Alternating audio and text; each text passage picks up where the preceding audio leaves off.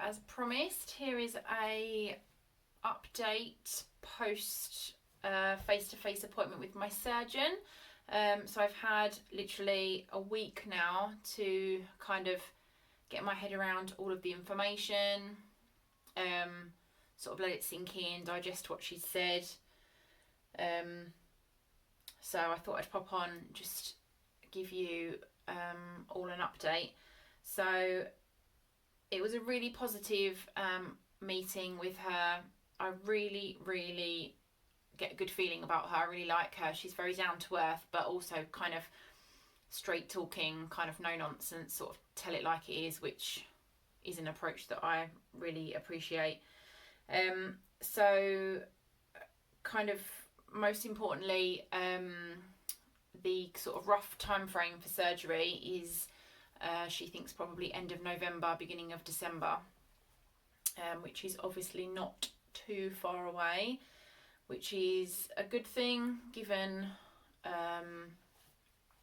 the amount of pain that I'm in a lot of the time nowadays. If anyone saw my video after Chessington the other day, sorry, yeah, that was not a pleasant day. There's also been a few days at work recently where I've done a lot of standing up, and I've sort of ended up almost limping out of there as well. So yeah, hopefully sort of just over 2 months, and I'll be having the surgery done,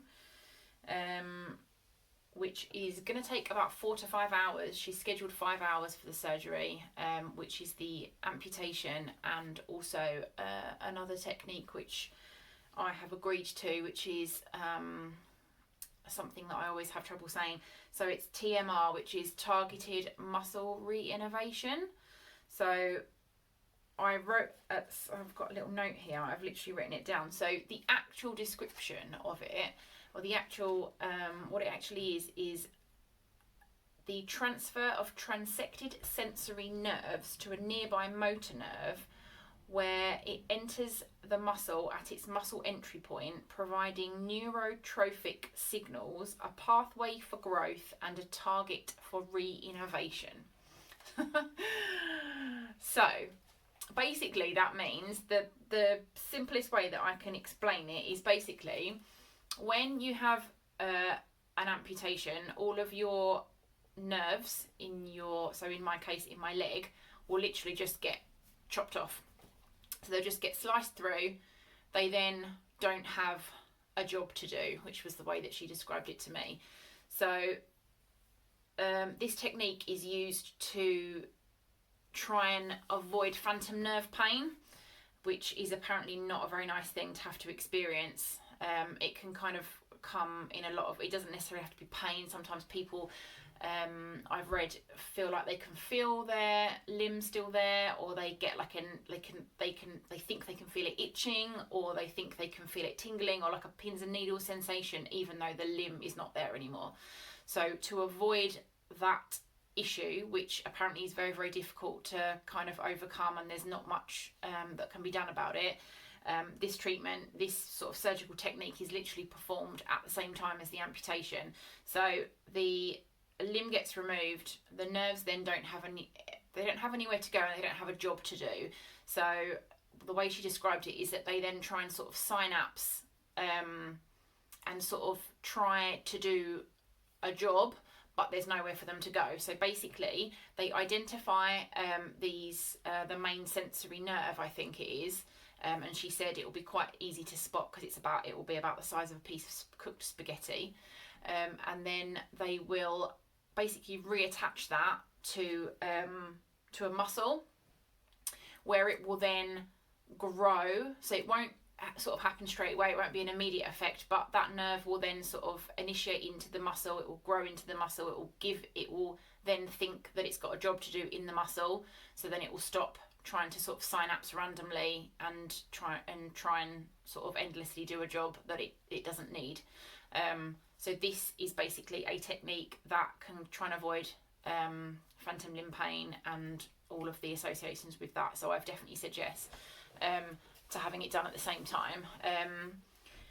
She said that I might not suffer from phantom limb pain in the same way that somebody who I hate keep using the word normal, but that someone that so a person that is having a normal leg amputated might suffer more because they would have a full complement of nerves. She said she won't know until she gets in there whether I've got a full complement of nerves.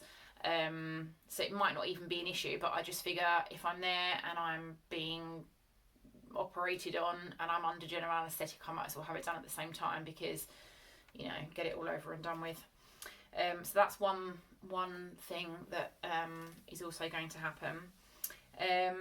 She said that I would likely be in hospital for about a week, which is a bit of a scary prospect and longer than I was anticipating, to be honest. And I'm quite disappointed that I'm going to have to be in there for that long because obviously potentially not seeing the boys for a week is going to be pretty hard.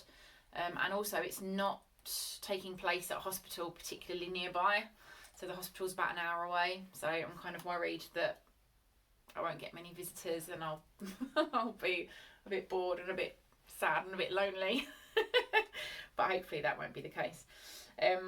But yeah, the reason for the week in hospital is that she again another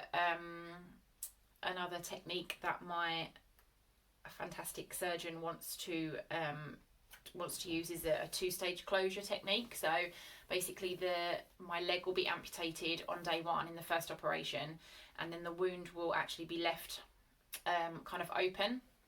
So she called it a suction cup. I don't really know what it is, but I assume it's something that basically covers the wound to sort of keep it clean and sterile and maybe kind of airtight. I don't know. So that will be in the first operation, and then the wound will be left open, and then on day 4 or 5 I'll then probably have to go back to theatre for closing up the wound, and that is to basically ensure that all of the tissue has been connected sufficiently to a decent blood supply. So basically that all the tissues are perfused properly, because if they're not, and a piece of tissue then dies inside you, or doesn't have an adequate blood supply to survive, you can then cause an infection and sepsis, and that's obviously a whole other ball game of things that we don't want to happen. So it makes perfect sense, really, to kind of when she explained it, to do it like that. I have also given my consent for my leg, once it's been removed. I keep saying chopped off, it sounds a bit dramatic. I have given consent for when my leg is removed for it to go over to a bunch of junior surgeons to dissect for training purposes, and for interest's sake as well. They keep using the phrase, no they don't, it's not special case, unusual case, that's it. They keep using the phrase unusual case. Well, you're a very unusual case, Sarah, which it's quite funny. I guess a lot of people will probably agree with that anyway. But yeah, because I'm such an unusual case, they, like she sort of said, for interest's sake, it would be good experience for junior surgeons to be able to kind of, work on that, which is fine. I have given my consent to that. I no longer need it after it's not attached to me anymore, so that's absolutely fine. They've also taken a lot of pictures of my leg and also of my hand, again sort of saying, like, for training purposes, for their students moving forward, but also potentially for other patients in the future who might have something similar, who they can kind of show and I guess explain, or use for explanations or whatever.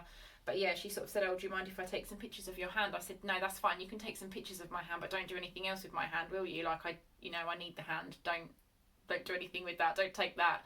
She was like, oh no, it's fine, don't worry, we'll only do the leg. I was like, okay, that's good. So the other positive that came out of it was that she said she couldn't see any damage to my knee joint on the x-ray, which is really promising, because the pain in my knee I've been experiencing probably for about 4 years now. So the fact that doesn't show any visible signs of damage is really positive. Hopefully this will literally be the only operation that I need, and I won't then need joint replacements further down the line. So yeah, I think that's about it really. Oh, the one other thing that she did say was that another sort of technique that they use in theatre or pre-theatre is that they'll use a nerve block in my groin to numb my leg, which I guess is a little bit similar to an epidural for when you have a C-section.